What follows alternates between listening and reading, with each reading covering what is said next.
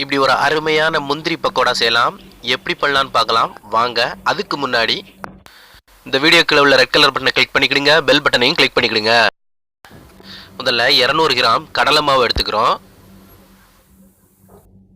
அடுத்து ஒரு 50 கிராம் மட்டும் அரிசி மாவு எடுத்துக்கிறோம். மீடியம் சைஸ் வெங்காயம் 2 எடுத்து இந்த மாதிரி கட் பண்ணி வச்சுக்கிறோம். அப்புறம் ஒரு 2 கொத்து கறிவேப்பிலை பொடியாக நறுக்கி வச்சுக்கணும். 100 கிராம் முந்திரி பருப்பு முழு பருப்பாக எடுத்து வச்சிருக்கிறேன் உடைக்காம. சட்டி சூடானதும் அடுப்பை லோ ஃப்ளேமில் வச்சுட்டு 3 டீஸ்பூன் நெய் விட்டுக்கிறோம்.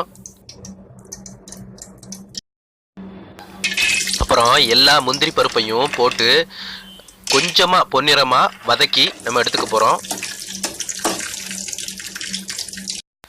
பாருங்க, இந்த அளவுக்கு தான் வதக்கி எடுக்கணும், இதுக்கு மேலே வதக்கக்கூடாது. அடுத்து நம்ம ஒரு பவுலில் கடலை மாவை கொட்டிக்கலாம். அப்புறம் அரிசி மாவையும் அதிலே கொட்டிக்கலாம், ரெண்டையும். அடுத்து நம்ம ஒரு டீஸ்பூன் மிளகாத்தூள் பொடி சேர்த்துக்கலாம், அதாவது ரெட் சில்லி பவுடர்.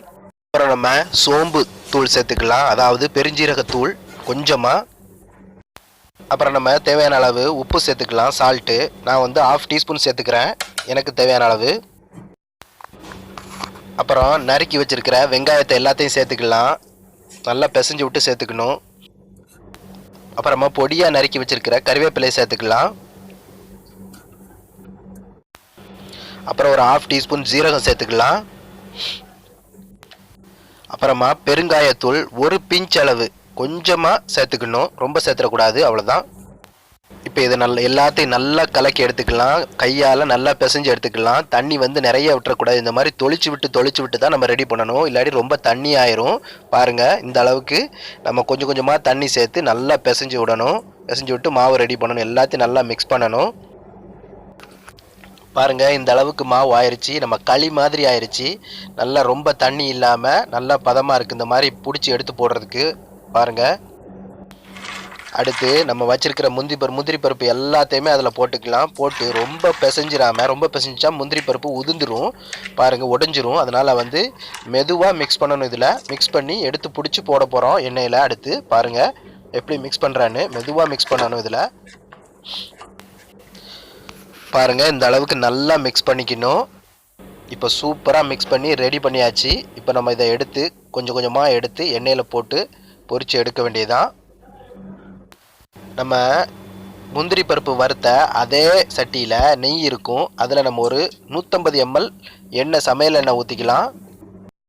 அப்புறம் அடுப்பை மீடியம் ஃப்ளேமில் வச்சு கொஞ்சம் கொஞ்சமாக எடுத்து அதோட மிக்ஸ் பண்ணி, இந்த மாவோட மிக்ஸ் பண்ணி முந்திரி பருப்பை எடுத்து சின்ன சின்னதாக எடுத்து நம்ம சட்டியில் போட்டுக்கலாம்.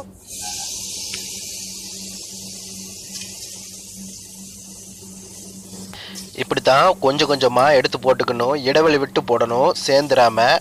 அப்போ தான் எல்லாமே நல்லா வேகும் கரெக்டாக. பாருங்கள், எல்லாத்தையும் இப்போ நம்ம இந்த அளவுக்கு போட்டிருக்கிறோம், அதிகமாக போட வேண்டாம். இந்த அளவுக்கு போட்டு மீடியம் ஃப்ளேம்லேயே வச்சு ஃப்ரை பண்ணலாம். முதல்ல போட்ட அந்த பக்கோடாலாம் வந்து நல்லா ஃப்ரை ஆயிடுச்சு, ப்ரௌன் கலரில் வர ஆரம்பிச்சிருச்சு. அதெல்லாம் பார்த்து நம்ம பக்குவமாக எடுத்துக்கலாம். பாருங்கள், இந்த கலரில் வந்தாலே போதும், எடுத்துக்கலாம். இதுக்கு மேலே விட்டால் கரிஞ்சிடும். நல்லா கிறிஸ்பியாக இருக்குது. மீதமுள்ள பக்கோடாவையும் எல்லாத்தையும் எடுத்துக்கலாம். எல்லாம் ஃப்ரை ஆகிடுச்சு சூப்பராக. பாருங்கள், செம்மையாக வந்துருச்சு முந்திரி பக்கோடா. இந்த கலரில் தான் இருக்கணும், அப்போ தான் நல்லாயிருக்கும். இதை எடுத்து ஒரு பிளேட்டில் டிஷ்யூ பேப்பர் விரித்து அதில் நம்ம கொட்டி வச்சுக்கலாம், அப்போ தான் இந்த எண்ணெய் வந்து இஞ்சும். இப்போ பாருங்கள், அருமையான ஒரு முந்திரி பக்கோடா ரெடி ஆயிடுச்சு. செம்மையாக இருக்கும் இது ஈவினிங் ஸ்நாக்ஸுக்கு. இந்த வீடியோ உங்களுக்கு பிடிச்சிருந்துச்சுன்னா லைக் பண்ணுங்கள், கமெண்ட் பண்ணுங்கள், ஷேர் பண்ணுங்கள், மறக்காமல் சப்ஸ்கிரைப் பண்ணுங்கள். நீங்களும் இது போல் செஞ்சு சாப்பிட்டு பாருங்கள். இந்த வீடியோவை பொறுமையோடு வாட்ச் பண்ணதுக்கு மிக்க நன்றி. மேலும் SMS ஃபுட் மாஸ்டரோட அடுத்த ஒரு சுவாரஸ்யமான வீடியோவில் நான் உங்களை சந்திக்கிறேன். நன்றி.